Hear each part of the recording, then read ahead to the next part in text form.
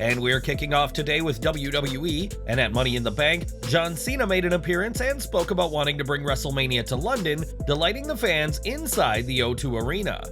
The Showcase of the Immortals has never happened outside of North America, so the show being in London would be a huge accomplishment, and WWE may already have a venue in mind. When Ringside News asked sources in WWE about AEW All In, a source within Creative said that WWE wouldn't have a problem selling out Wembley, but WWE wants the right deal first. It was also said that WWE is driven on economics, AEW is driven on appearances, and this member of Creative mentioned some tickets for All In were part of a 4 for the price of 1 type deal. These tickets allow 2 adults and 2 children at All In for the low price of €24.31, equivalent to just over $30 for 4 tickets, so it's not hard to see why AEW has had no problem selling seats for the show. After Cena's declaration at Money in the Bank, some speculated that the only reason WWE would host WrestleMania in London is to one-up AEW All In and take the record back from Tony Khan.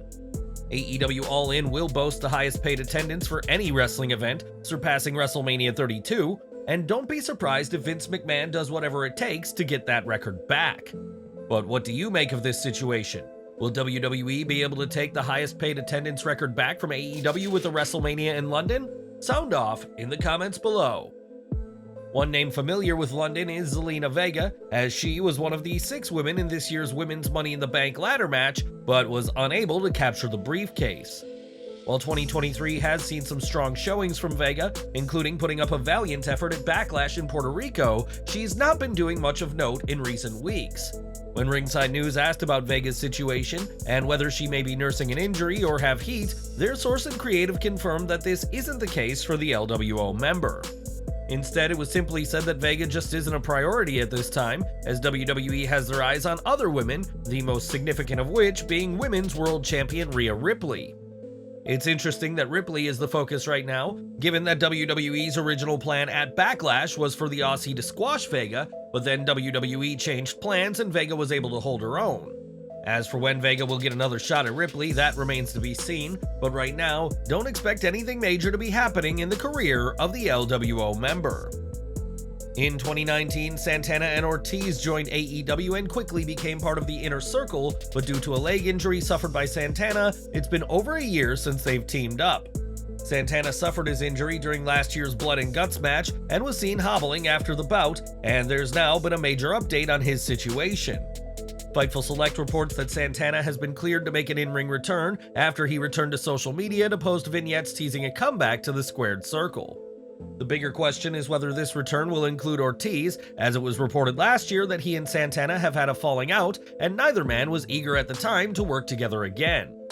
Fightful's report confirmed that the two have fallen out, adding that the pair were on bad terms quite a while before Santana's injury inside Blood and Guts. The report also speculated on Ortiz doing something at All In, as he pulled out of a Limitless Wrestling Indie show set for this weekend, a decision explained is due to an AEW commitment. AEW is bringing several stars to the UK who aren't booked for All In, and while it remains to be seen what Ortiz does next, we know he's in no hurry to team with his longtime tag team partner, Santana. At SummerSlam, Brock Lesnar came up short against Cody Rhodes in the third and final match between the two, and the Beast Incarnate isn't expected to compete for the rest of this year. Over the past year or so, it has been reported that Brock is looking to hang up his boots, which would explain why he's opted to not be in the world title picture and work with other stars instead. A lot of questions remain about Lesnar's in-ring future, but this week, WWE practically guaranteed that the Beast will have at least one more outing at WrestleMania before calling it a career. In the latest promotional image for WrestleMania 40, Lesnar is quite clearly prominent, joining the likes of Roman Reigns, Cody Rhodes, Seth Rollins, Asuka, Bianca Belair, Becky Lynch, and Rhea Ripley. As for who Lesnar will face at the Showcase of the Immortals in 2024, that's still too early to say, but who do you hope to see square off with Brock in what could be Lesnar's final WrestleMania match? From a certified veteran of WWE to a fresh face in the company, as it was back in June that Andrzej Hughes-Murray signed with WWE, coming to the company with a football background.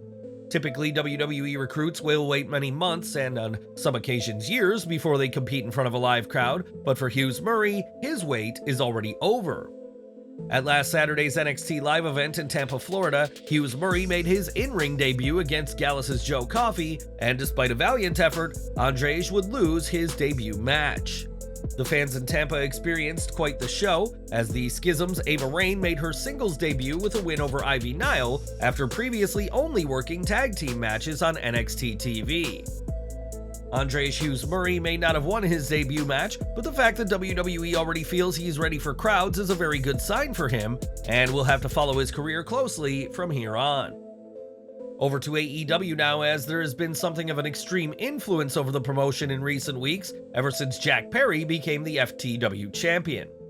Not long after winning the title that originated in ACW, Perry was confronted by Jerry Lynn and later Rob Van Dam, and who could be next to square up to the former Jungle Boy? Well, one name who fans shouldn't expect, at least at this time, is the Sandman, who during a recent KNS WrestleFest virtual signing was asked if he's had any negotiations with AEW. Sandman admitted that he's not talked to anybody in AEW about coming in, but said he's not sure AEW will even have his number as he's so far out of the business at this point in time. This might come as a disappointment for fans who wanted to see the pro wrestling veteran on AEW television, but just because he's not had talks yet doesn't mean he'll never appear on TV. This week's Dynamite will see Jack Perry retire the FTW title in a segment that some will believe will lead to RVD versus Perry at All In, but don't expect the Sandman just yet on All Elite programming.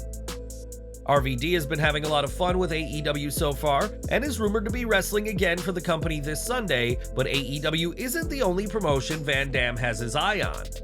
For years, Mr. Pay-Per-View was part of WWE's roster, but hasn't competed for that company in close to 9 years, when he got a count-out win over Seth Rollins in August 2014. Speaking with Denise Salcedo recently, Van Dam was asked about a potential WWE return, and at first claimed that main eventing WrestleMania would be nice given it'd earn him a fortune. After the 52-year-old legend admitted that him headlining WrestleMania is unlikely at this point, Van Dam had another idea in mind and said he'd love the chance to get in the ring with Logan Paul.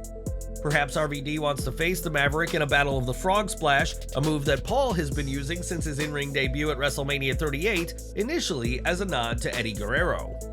Paul has competed 7 times in WWE, and his skills in the ring are impossible to deny. And is this a match you'd want to see? Or should Van Dam be looking elsewhere for a future WWE opponent? For years, Tommy Dreamer has been known as the heart and soul of Extreme Championship Wrestling due to his dedication to all things hardcore. In recent years, Dreamer has even hosted his own promotion, House of Hardcore, but it was at a different promotion that Dreamer suffered a major facial injury. Taking to Twitter, the former ECW World Champion shared a rather gruesome photo of a broken nose, adding that this is the 4th time overall that he has suffered such an injury. Dreamer had his nose broken twice in ECW, 1 time in WWE, and this marks his 1st time on the Indies, but added that he loves it, such is his dedication to professional wrestling. Tommy Dreamer isn't a regular in the ring like he once was, but he can still get downright violent when he needs to be, as his nose found out this week at this independent event. And we're ending today with Eric Bischoff, who has had plenty of criticisms for Tony Khan in recent years, and his latest comments about the AEW president have proven to be no exception. On his Strictly Business podcast, Bischoff took aim at Khan's managerial skills, or lack thereof, saying that the AEW head is letting talent like CM Punk walk all over him. Bischoff added that the inmates are running the asylum, and shuddered at the notion of Khan purchasing WWE, saying that the AEW president couldn't manage a clown car at this point. CM Punk has had significant sway over AEW Collision, even blocking some talent from being at events. And what do you think of Khan's management style, especially when it comes to the real AEW World Champion? Sound off in the comments.